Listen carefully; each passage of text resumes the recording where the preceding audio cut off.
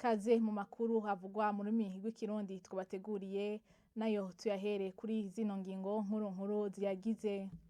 Umugambwe CNL kuva mu mwaka wa 2020 abanywanyi b'uwo mugambwe bagera ku majana 200 barafashwe, 20 muri bo baricwa bagirizwa ikiroberi nkuko bishikirizwa n'urongoye uwo mugambwe umushinga amateka Agathon Rwasa.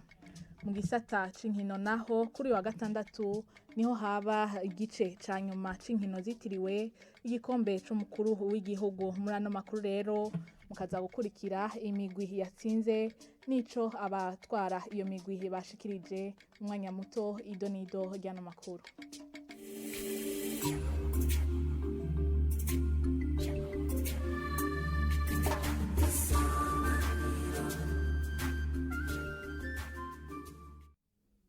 Ndasi kubaha ikaze muri ano makuru havugwa muri migwi kirundi tuyahere mu gisata ca politike.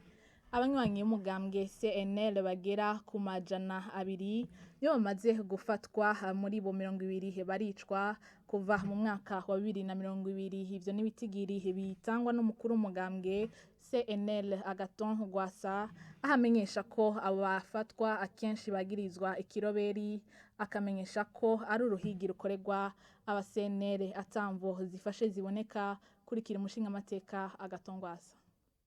Dufatiye guhera iyi ntwaro itanguye mu mwaka uheze wa 2020 gushika no munsi abasenere barenga amajana 200 baramaze gufatwa. Abarenga 200 barapfuye, bamwe barabutswe n'irengero, kandi n'uno munsi turabona yuko ari uruhigi hirya no hino mu gihugu. Ugasanga rero keshi abantu bariko baragirizwa ibintu twe tudashaka gutahura. Nko muri 2020 abantu barafashwe ngo bazira ngo ibiroberi. Muri CNL twebwe nta vy'ikiroberi kirimwo, nta n'umunsi n'umwe icyo kintu kirigera kivugwa, kandi nta n'ivyo twiteze kujamwo. Mugabo gasanga abantu ngo bagirizwa ngo gukorana ngo n'abaroberi n'ibiki.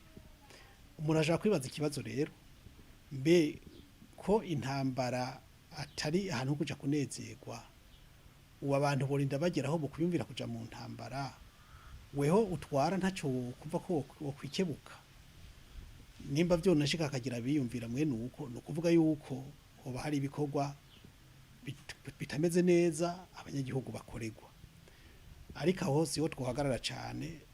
Ikibazo aho tukibona nuko nk'ubu abantu barafatwa, bagafatwa atamitahe, ntibamenyekana iyo babajanye, abantu bagakubagurwa, ugasanga abantu barasinzikarijwe ubuzima ku vyaha batakoze, ku bintu atanacyo babiziko.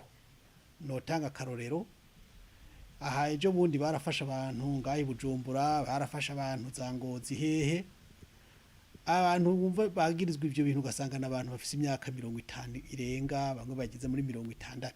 Uwo muntu yoja mu birobera afise imyaka 50-60 yoba ari wahiye. Niho ituma tuvuga tuti ni kagatotezo kabandanya, kumbure bamwe bakabona ko ari yo nzira nziza kumbure yo kugira ngo bashobore kugumya ubutegetsi. Umushinga amateka Agathon Rwasa agasaba ubutungane gukora ataho ubuhengamiye canke naho bugakora atagitsure n'ubunyene. Tumukurikire. Ico twosaba ubutungane nuko bwohindura ingendo. Bwohindura ingendo, umuntu nimba afashwe, icambere na mbere hoho nafatwe n'inzego zifitiye uburenganzira. Ivyo bintu ubutungane ni buhaguruke, kuko nta munyagihugu afise ububasha bwo kwishira mu kibanza c'abajejwe umutekano canke c'abajejwe ubutungane. Abo bagomba gukora icyo gikorwa mu gishingo c'abandi, ubutungane nabo ni bubafatira ingingo, kuko uwari wese abwiza kubahiriza amategeko, atayubahirije inzego zibijejwe zikisunga amategeko kugira ngo uwo muntu zimukebure canke zimuhashe. Ikigira kabiri, ubutungane ni buca imanza budatamitswe ijambo, kuko mu gihe uzokwama burindira amategeko avuye mu mugambwe kanaka canke ku mutegetsi kanaka, icyo gihe imanza zizokwama aho gufasha abarundi kunwana zizosanga ari imanza zo kuturyanisha kuturabanisha ayingwe. Ikindi twosaba ubutungane ni bukorane n'inzego zose zijejwe igihugu, amategeko yubahirizwe. Umuntu mu kumufata bamufata bitwaje umutahe, mugabo abo bantu bose wumva bariko barayoragura hirya no hino nta mitahe ikoreshwa. Hanyuma kandi Uburundi bwarasinya amasezerano atandukanye, harimwo amasezerano y'ukuda kubagura abantu yo kutababoreza igufa, mugabo abantu babajanye muri documentation hari n'abavayo bamugaye, hari n'abavayo mu mutwe byaparanganye kubera ivyo bakoregwa. Ivyo byose ubutungane nibuyagurukire. Umuntu nimba yafashwe kumwikeko ntaje kugenda abe ariko arikekwa, kandi bize bigaragare kumbure haciye n'igihe kirekire apfunzwe ataca azira, aveyo no gusinzikara yasinzikaye. Ubutungane nibuhagurukira ivyo bibazo. Turakeneye yuko abarundi tugira iteka nitekane, turakeneye yuko abarundi tutabana nk'abanyamahanga, abandi nabo umenga nibo barundi by'ukuri, twese tuba abarundi tungana imbere y'amategeko. Uruganda rwa televiziyo Isanganiro rwarondeye ubushikiranganji bujejwe umutekano, ariko umuvugizi w'ubwo ubushikiranganji Pierre Nkurikiye abuvugira amenyesha ko aya makuru atangwa n'umushingamateka Agathon Rwasa ataco bayaziko. Tuve mu gisata ca politike tuje mu gisata c'indero. Amashure shingiro na inyuma ya shingiro ngo agiye kuronswa igice ca mbere c'uburyo bwo gukoresha, bivugwa n'umuyobozi mukuru ajejwe ubutunzi muri ubwo bushikiranganji bw'indero Steve Niyongabo. Aremera ko uburyo bwatevye kuboneka, agasigura ko vyatewe no kurindira intonde z'abanyeshure. Tumukurikire. Bibaza yuko ibijanye n'uburyo butangwa mu mashure, haba mu mashuri bita amashuri shingiro, haba n'inyuma y'ishure shingiro ayo bita amarise komino, nivyo mu kwezi kw'icenda kw'icumi iyo turi mu ntango z'umwaka akeshi hari ibiharuro tubanza gukorera ko bishasha. Nukuvuga yuko umwaka waheze tuba dufise ibitigiri bishasha by'abanyeshuri, hanyuma ubwo buryo tubutanga dukoreye ku bitigiri by'abanyeshure baje mu mwaka. Rero nivyo igice ca mbere c'amafaranga dutanga nivyo tugishitanga dutevye, kuko ukwezi kw'icenda kuravamwo tukarindira kw'icumi, tugasaba amaraporo abayobozi b'indero mu ntara bakayaturungikira, hanyuma tukegeranya ibivuye mu gihugu cose, tukabona ibitigiri bishasha by'abanyeshuri dufise, kuko hari ababa barahevye, hari ababa barungurujwe baragiye ahandi.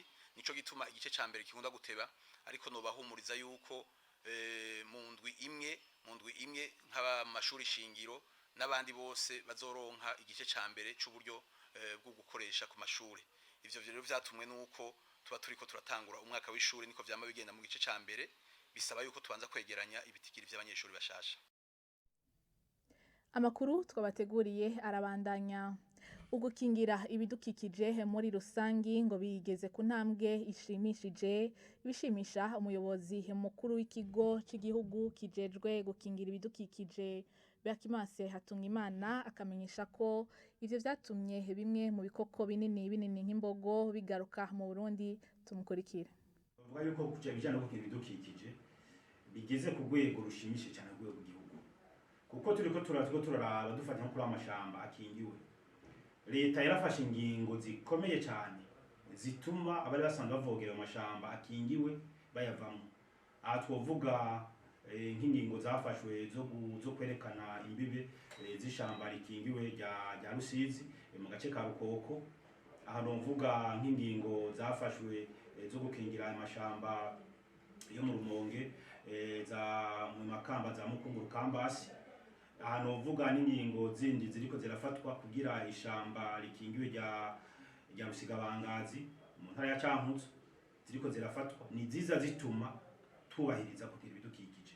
Ikindi dushima nuko murabona uyu mugambi wari ndurambaye kuva utanguye, novuga yuko waje kuba inyishu, kuko n'umugambi waje uko nemeje kubivuga werekana nawo nyene uruhara rw'abajejwe intwaro, abene gihugu, abajeje umutekano, eka bose urerekana uruhara. ahantu bamenyesha yuko turavye kuvumbwa mu bindi bamubwiyeho tuvuga ko imiriro nyakanga isa niyagabanutse ko mu karere ka Kumoso niho imiriro nyakanga ibonekeza cyane gose tuvuga ko yagabanutse kuko yaba umwene gihugu araterera uruhara mu zo gutera bijya biti yabujeje intwaro yabujeje umutekano bose baraterera vyumvikane nuko bose baca bacungana kugira ntihagire umuntu aza kubononera. Ikindi nuko turiko turaraba kubera nyiyo imiriro nyakanga yagiye agabanuka n'ubugizi bwa bwagiye buragabanuka. Turabona nko mu mashamba aya Ruvubu na Rusizi n'ibikoko biriko byinshi biriko biragaruka. Kuri Ruvubu naho turabona nk'imbogo ziriko ziragaruka cyane kuko ku ruhande rwa Tanzania hamwe ariko harasha imyaka yose ariko kubera ku ruhande rw'u Burundi hakingiwe zica ziva mu gace ka Tanzania zikagaruka mu Burundi. Nkuko nari nabibabwiye mu ntango zano makuru, imigwi y'umupira w'amaboko volleyball muzinga kubigeme n'agakosmos ku bagabo niyo yatahukanye intsinzi mu gice ca nyuma c'inkino zitiriwe igikombe c'umukuru w'igihugu.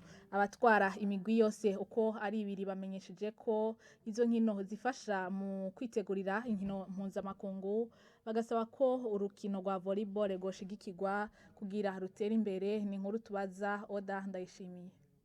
Izo nkino za volleyball zo mu gice ca nyuma c'inkino zitiriwe igikombe c'umukuru w'igihugu zahuza umugwi wa Muzinga n'umugwi wa Rezas kubigeme hamwe n'umugwi wa Gakosmos na Amikale ku bagabo. Kubigeme umugwi wa Muzinga wari wambaye umwambaro uri mw'ibara ritoto niwo watahukanye intsinzi ku maseta 3-1 rya Rezas. Jeremy Minani amenyereza uwo mugwi avuga ko urukino bari bagwiteguriye. Munezero ntangere kubera irihiganwa rikomeye cyane, irihiganwa twari twiteguriye bishoboka 95% abakinyi banje bavyitwayemo neza, impanuro twabahaye barazikurikije cyane.